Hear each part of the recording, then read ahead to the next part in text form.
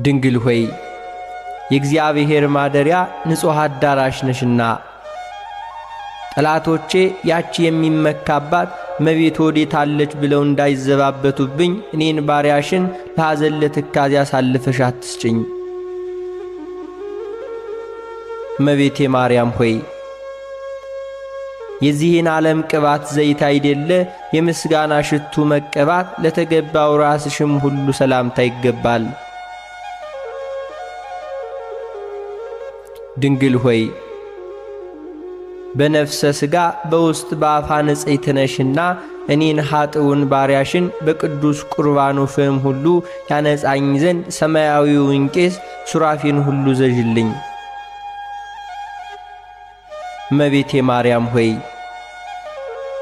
ብርሃነ መለኮት ፈጽሞ ለተዋሃደው ለራስሽ ጸዳለም ሁሉ ሰላም